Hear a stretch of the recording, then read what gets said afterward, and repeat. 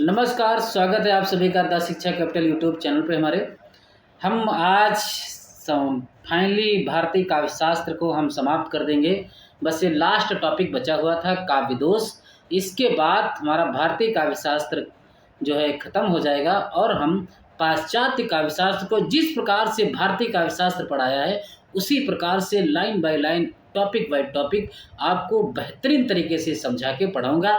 इस यूनिट के बारे में एक खास बात आपको बता रहा हूँ कि आपको डॉक्टर भगीरथ को पढ़ने की ज़रूरत नहीं है, क्योंकि जो चीज़ ज़रूरत होती है, जो इम्पोर्टेंट है, मैं वहाँ से उठा लेता हूँ। आपको जब भी पढ़ने का मन करे भारतीय काव्य शास्त्र, तो जितना मैंने पढ़ाया है उतना कम से कम आप तैयार कर लें। एग्ज़ाम निश्चित आपसे वो 6 से 7 प्रश्न पूछेंगे, उसमें से 4 से 5 आप करने लायक हो जाएंगे। इतना ही काफ़ी है, 100 में 100% कोई नहीं कर पाता। ठीक है, आप कर भी सकते हैं अगर मेरी क्लासों को ध्यान में देख लिए, सही से पढ़ लिए, तो इससे बाहर एग्जामिनर भी नहीं पूछेंगे, क्योंकि उनसे हमारी आजकल रोज़ फ़ोन पे बात होती है। ठीक है, ये तो खैर मजाक था। और आप कहोगे कि मजाक शुरू किसने किया? भाई हमने ही शुरू किया है। तो बहुत बहुत धन्यवाद, जिस प्रकार से आप लोगों ने मेरे वीडियो को या क्लासों को प्यार दे रहे हैं, बस इसी प्रकार से आप प्यार बनाए रहें और हम आपके लिए एकदम निरंतर लगे हुए हैं। 25 अप्रैल ध्यान रखना, टारगेट है मेरा 25 अप्रैल। 25 अप्रैल को मैं अपना सिलेबस पूरा कर दूंगा। उसके बाद 25 अप्रैल से जून तक, यानी जब तक उसको आपका एग्ज़ाम नहीं होगा, डेली 2 प्रैक्टिस 100-100 क्वेश्चनों की धुआंधार तरीके की तैयारी होगी। जुड़े हैं मेरे चैनल से बराबर। अगर आपने अभी तक चैनल को सब्सक्राइब नहीं किया है तो कर लें, और ताकि आपको मेरे वीडियो निरंतर मिलते रहें। ठीक है, चलो तो एक बार मैं आपको नोट्स दिखा दूं आपको कि इस प्रकार से आपको अभी तक जितने पॉइंट बने हैं या पूछे जा सकते हैं। ठीक है, काफ़ी मैं आपको अच्छी तरीके से इसमें से इतना ही आपको पढ़ना है, बाकी ज़्यादा दोष में नहीं पढ़ना है। ठीक है, इतना मैं आपको अभी बेहतरीन तरीके से समझा के आपको दिखा दूंगा। ठीक है, और मैं फिर कहता हूँ कि आपको बता दूं कि दूसरी यूनिट हमारी हिंदी साहित्य का इतिहास प्रयोगवाद चल रहा है। तीसरी यूनिट यानी भारतीय काव्य शास्त्र हम लोग ख़त्म कर चुके हैं, बस ये लास्ट टॉपिक था। 5वीं यूनिट में 3 कविताएं हमारी हो चुकी हैं। 3 कहने का मतलब 3 कवियों की कविताएं, धूमिल की कविता और भवानी प्रसाद मिश्र की और महादेव वर्मा की हम आज से कल में पढ़ लेंगे। ठीक है, और यूनिट में यानी कहानी में भी 3 कहानी हो चुकी हैं। नाटक में हमारा दूसरा नाटक अंधयुग चल रहा है। ठीक है, तो हम निरंतर क्लासें आपको दे रहे हैं, बस आप अपना इसी प्रकार से प्यार बनाते रहें। मैं एक बार और आपसे कहना चाहता हूं कि अगर आपको नोट्स की ज़रूरत है या फिर आप मेरे व्हाट्सएप के ग्रुप से जुड़ना चाहते हैं, तो ये मेरा नंबर है 97 21 56 58 और 75। इस नंबर पे व्हाट्सएप मैसेज करोगे। ठीक है, व्हाट्सएप नंबर करोगे, व्हाट्सएप पे व्हाट्सएप पे मैसेज करोगे तो आपको ग्रुप से भी जोड़ दिया जाएगा, जो एक बच्चों का ग्रुप बनाया है। अगर आपको नोट्स चाहिए किसी भी यूनिट के, सारे यूनिट्सों को आपको, सारे यूनिट के आपको नोट्स मिलेंगे मात्र 299 में। बहुत ज़्यादा फीस नहीं है, एक दिन का आपका खर्चा है, मगर बेहतर, इससे बेहतर तैयारी, इससे बेहतर नोट्स आपको हर जगह से मिलेंगे, ये आपको भी पता है। देख लेना फिलहाल। चलो काव्य दोष हम पढ़ते हैं, परिभाषा इसकी देखते हैं कि उद्योग जन को दोषा, अर्थात काव्य में उद्योग उत्पन्न करने वाले को हम दोष कहते हैं। ये बात किसने कह दी? किसने कह दी भैया? अग्नि पुराणकार ने। काव्य दोष दरअसल कहते किसे हैं ये समझो। काव्य दोष जो काव्य में दोष उत्पन्न करे, अधिक शब्दों के माध्यम से, कभी अर्थ अधिक हो जाए, कभी वाक्य ज़्यादा होना चाहिए, कभी गूढ़ अर्थ हो जाए। ठीक है, कभी गांव की बोलियों का ज़्यादा प्रयोग कर दिया जाए, कभी अनैतिक शब्दों का ज़्यादा प्रयोग कर दिया जाए, कठिन शब्दों का प्रयोग कर दिया जाए, इनको सबको दोष कहा जाता है। क्या कहा जाता है? दोष कहा जाता है। तो देखो अग्नि पुराणकार ने क्या कहा कि उद्योग जन को दोषा, अर्थात काव्य में उद्वेग उत्पन्न करने वाले को हम दोष कहते हैं। क्या कहते हैं? उद्वेग उत्पन्न करने वाले को हम दोष कहते हैं। ये बात किसने कही है? अग्नि पुराणकार। किसने कही है? अग्नि पुराणकार। वामन कहते हैं, याद रखना, ये 4 सितंबर में जो आपका पेपर हुआ था वो ये लाइन पूछी भी गई है कि गुण विपर्यात्मनो दोषा। कि गुण के विरोधी तत्व, याद रखना, गुण के विरोधी तत्वों को भी हम दोष कहते हैं, यानी जो गुण के विरोध में आए उसी को हम क्या कहते हैं, दोष कहते हैं। इससे आपको उस प्रकार से भी समझ सकते हो कि आप अच्छे हो, आप बहुत प्यारे हो, और आपको कोई दूसरा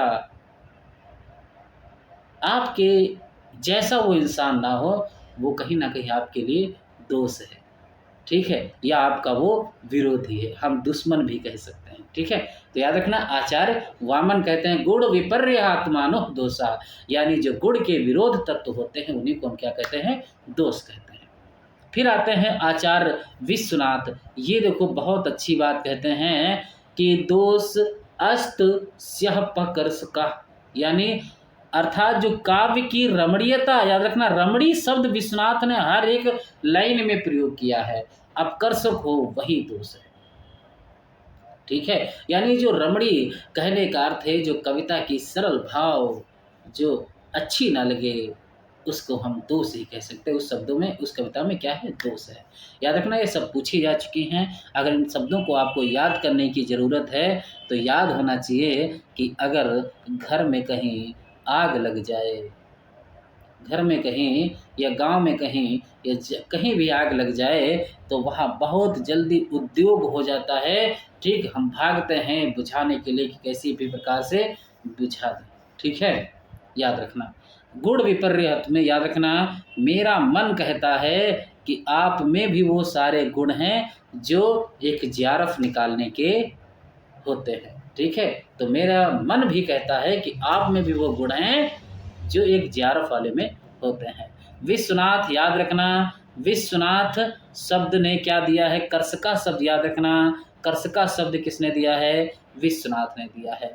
इसके बाद आते हैं हमारे आचार्य मम्मट, ये भी शब्द आपसे पूछा भी जा चुका है कि मुख्यार्थ हत निर्दोषो रसच मुख्यात स्ताद श्रेयद्वहच्य उभयोपयोगिना स्यो, क्या है, स्यो शब्दायो तेन हत्ते स्वापिसा, अर्थात जो काव्य की रसानुभूति में बाधक हो, रस की अनुभूति में बाधक बनते हो, जिसके द्वारा किसी उक्ति यानी कविता यानी जो सुक्ति के मुख्य अर्थ को समझने में किसी प्रकार की रिकॉर्ड पड़ती हो, उससे ही दोष कहते हैं। इस लाइन का एक ही मतलब ये है कि अगर आप कोई कविता पढ़ रहे हैं, उसको समझने में कठिनाई पड़े, उसके मुख्य अर्थ में समझने में कठिनाई पड़े, समझ लो उसमें क्या है, दोष है। याद रखना, ये बात किसने कही है, मम्मट। अगर आपको ये लाइन याद नहीं होती है तो मेरी ट्रिक क्या है कि आपको पता होनी चाहिए कि हमारी जो मम्मी जी हैं घर में सबसे ज़्यादा मुख्य होती हैं, उन्हीं को हम सबसे ज़्यादा प्रेम करते हैं, ठीक है, माता जी, क्योंकि उनका भी दिल आपसे उतनी ही प्रकार से जुड़ जाते हैं जितना हम अपने पिताजी से नहीं जुड़ पाते। क्यों? क्योंकि उनसे जुड़ने की कोशिश करोगे तो 2 थप्पड़ मिलेंगे, एंटीना हो जाओगे, ठीक है।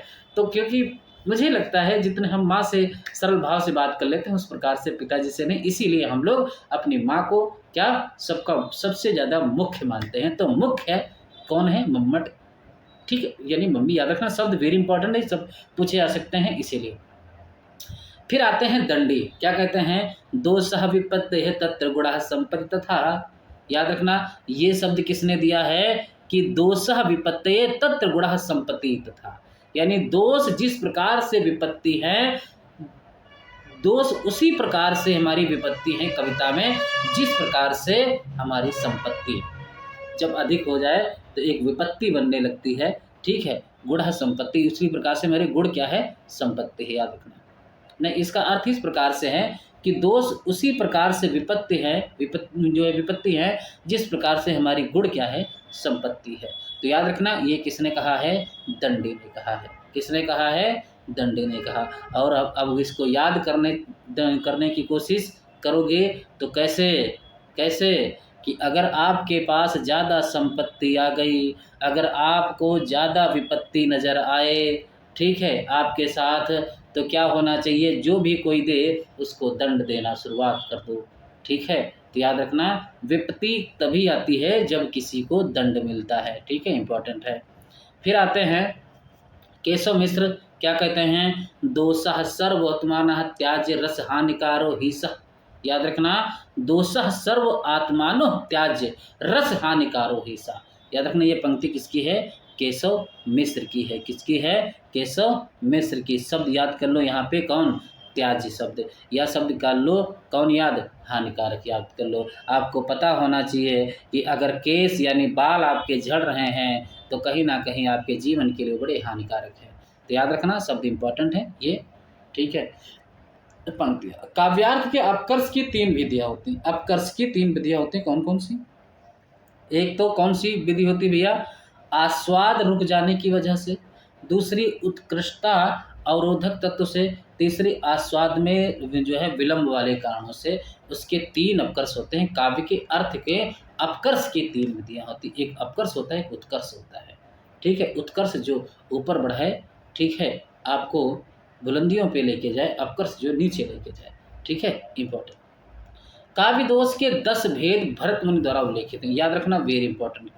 कितने, 10 भेद। याद रखना, 10 भेद भरत मुनि ने माना है काव्य के दोषों में। कितने, 10 भेद माने हैं। कौन, गूढ़ार्थ यानी गूढ़ अर्थ, एकार्थ यानी एक अर्थ, न्यायादेत अर्थहीन जिसमें अर्थ ही ना हो, विषम जो विषम शब्द प्रयोग किए जाए, शब्दच्युत अर्थांतर अर्थांतर विलुप्तार्थ, ठीक, अर्थों में अंतर हो, भिन्न अर्थ हो और विसंधि।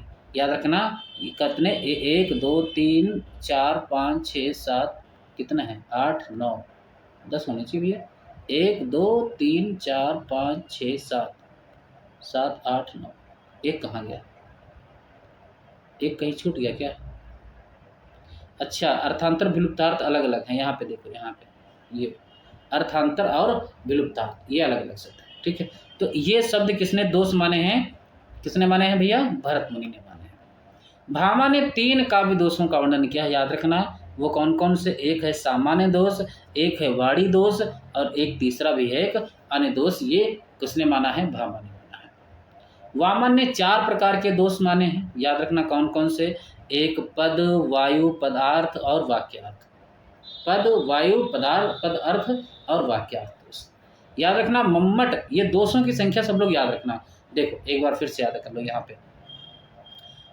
पे देखो, भरत मुनि ने 10 माने, ठीक है। अगर हम यहीं पे कहीं लिख दें तो देखो, भरत मुनि ने कितने माने हैं, 10 माने। भरत मुनि ने कितने माने, 10 माने। और भामा ने 3, वामन ने 4, भरत 10, भामा 3, वामन 4, ठीक है, वामन 4। मम्मट कितने मानते हैं, 70 काव्य दोष स्वीकार करते हैं। मम्मट कितने, 70 स्वीकारते हैं। उसमें 37 शब्द हैं, 23 अर्थ हैं और 10 रस हैं। याद रखना, काव्य दोष के 5 भेद भी माने गए। याद रखना, वाक्य दोष, शब्द दोष, अर्थ दोष, छंद दोष, रस दोष।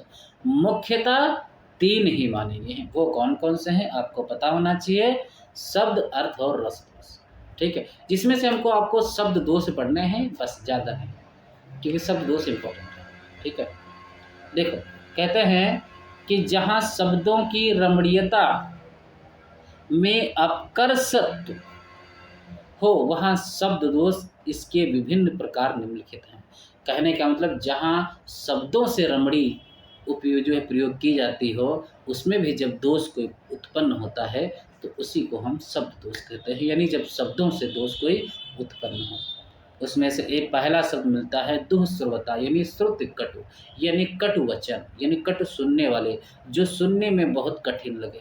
जहाँ शब्द कठोर वर्णों से बने होते हैं और अच्छे नहीं लगते, वहाँ दुःश्रवता दोष होता है। जैसे मक्कर, यत, डंकर, यस, संकुल, खिल, सच, चकित, भर, चच्चलाई, विमोच, चल्लख। अब इस चच्चख पढ़ोगे इसको जल, तो ये बहुत कठिन शब्द महसूस होंगे आपको, यानी सुनने में कठिन शब्द मिलेंगे। मक्कर, ठीक है, डंकक्करे, असंककुले, खल, सच, चकित, भरा, चाची। तो ऐसे शब्द क्या होते हैं, बहुत कठिन लगते हैं। इन्हीं को क्या कहते हैं, श्रुति कटु, यानी जो सुनने में बड़े कठिन लगे, ठीक है। अगला है च्युत संस्कृत, जहाँ कोई शब्द व्याकरण के नियमों के विरुद्ध हो वहाँ च्युत संस्कृत दोष होता है। जैसे रत की लावण्यता, समझो, रत की लावण्यता, सरस्वती की चातुर्यता, लक्ष्मी की कौटिल्यता और सीता की सत्युतता जगत विख्यात है। इसीलिए यहाँ पे अब ये व्याकरण के नियम की दृष्टि से गलत क्या होता है कि लावण्यता शब्द अगर सिंगल आए तो लावण्यता है, मगर किसी वाक्य में आए तो वो लावण्य हो जाता है। ठीक है, यहाँ लावण्यता, चातुर्यता आदि गलत प्रयोग किया गया। वास्तव में होना चाहिए लावण्य, चातुर्य, कौटिल्य। कौटिल्यता यहाँ पे ता प्रत्यय नहीं होना चाहिए, इसी को कहते हैं हम च्युत संस्कृति। ठीक है, अप्रयुक्त तत्व ऐसे शब्दों का प्रयोग जो व्याकरण कोश आदि से तो ठीक हों परंतु बोलने में नहीं आते हों, उनमें अप्रयुक्त दोष होता है। जैसे उत्तरास्पति रह का अधिपति है। उत्तरास्पति उत्तर दिशा का स्वामी अर्थात कुबेर। रे मतलब क्या होता है? संपत्ति। अग पर प्लवक बैठे हैं। अग मतलब वृक्ष, प्लवक मतलब बंदर। यानी यहाँ पे वही निकाल रहे हैं कि ऐसे शब्दों का प्रयोग जो व्याकरण कोश आदि से ठीक हो परंतु बोलने में ना आते। ठीक है, यानी कहने का मतलब देखो, रे हमारा शब्द व्याकरण के लिए तो ठीक है, कभी अगर बोला जाता है संपत्ति के लिए नहीं। अग, आग हो वृक्ष के लिए, अग शब्द वृक्ष तो है, वृक्ष के लिए अग शब्द तो है पर बोलने में कभी नहीं आता है। प्लवक शब्द कभी तुमने सुना है? बंदर के लिए, पर बोलने में नहीं आता, व्याकरण में तो है। इसीलिए यहाँ पे अप्रयुक्त तत्व दोष कहते हैं। ठीक है, ग्राम्यत्व तत्व, जहाँ साहित्यिक भाषा, ये बहुत इंपॉर्टेंट शब्द है, साहित्यिक भाषा में गंवारू शब्द का प्रयोग। गंवारू शब्द देखो, जैसे तुम तो निखबक गंवार हो। निखबक मतलब बिल्कुल, इतनी अरबराई क्यों कर रहे हो? अरबराई मतलब शीघ्रता, यानी ये गंवारू शब्दों का प्रयोग किया गया है। निखबक, ठीक है, और अरबरा। हालांकि आपको पता होना चाहिए किसकी, सूरदास की पंक्ति, वात्सल रस कि घुटुरवन चलत रेनु तनु मंडित, अरबराई गहि पाहे गवावत। याद है? घुटुरवन चलत रेनु तनु मंडित, अरबराए दय पाए गवावत। तो ये अरबराए शब्द उन्होंने भी प्रयोग किया है, पर उसमें यही दोष आपको ग्राम्यत्व दोष नहीं चाहिए। अश्लीलत्व याद रखना, अश्लीलत्व, जहाँ भाषा में अश्लील शब्दों का प्रयोग किया जाता है वहाँ अश्लीलत्व दोष होता है। ये दोष भी बड़ा कठिन अजीब दोष है कि शिक्षक के डर के हमारे मोह ने चिट्ठी में बोल दिया। ठीक है, यहाँ पे अश्लील दोष है, याद रखना। ये ऐसे शब्द, ऐसा शब्द नहीं प्रयोग करना चाहिए। भूत के डर के मारे बहुधा पामर व्यक्ति पजामे में हग देते हैं। ठीक है, ऐसे शब्द अश्लील किए जाते हैं, इसीलिए यहाँ पे अश्लीलत्व दोष है। ठीक है, अप्रतीत दोष, जहाँ ऐसे शब्दों का प्रयोग किया जाए जिसका संबंध किसी विद्या विशेष से हो या फिर वह शब्द पारिभाषिक हो, वहाँ अप्रतीत दोष होता है। यथा योशास्पमार के रोगी को कभी कभी शुद्ध मल्ल दिया जाता है। ठीक है, यानी विद्या विशेष से हो या फिर उसका पारिभाषिक शब्द हो, जैसे योशास्पमार यानी हिस्टीरिया रोग, मल्ल मतलब संख्या, तो ऐसे ही शब्दकोश के अनुसार होता है। इस ध्यान से समझी, जैसे छोड़ो ऐसा कोई बना। क्लिष्ट दोष समझो क्या होता है, ये पूछा जा सकता है, पूछा जा चुका है सर। क्लिष्ट तत्व, जहाँ किसी अर्थ के समझने में कठिनाई पड़े वहाँ क्लिष्ट तत्व दोष होता है। यथा खग पति पति पितुवद जल समान तो बैन, हरि प्रिय पितृ वारि प्रवाह पति मंच वचा। हरि कृष्णा प्रिया लक्ष्मी, पितृ समुद्र। ठीक है, इस प्रकार से बहुत कठिनाई लगती है। ठीक है, छोड़ो। तो ये हमारे दोस्त थे। ठीक है, आपको समझ में आ गए होंगे, इतना ही ज़रूरी है। ज़्यादा इम्पोर्टेंट, ज़्यादा यही ज़्यादा इम्पोर्टेंट है। ठीक है, तो आपको इतना ज़्यादा तैयार कर लेना चाहिए। चलो, इसमें से वो भी दोष नहीं याद कर पाओ, पर इनकी परिभाषाएं आपको तैयार करनी है, क्योंकि परिभाषाएं बहुत ही इम्पोर्टेंट है।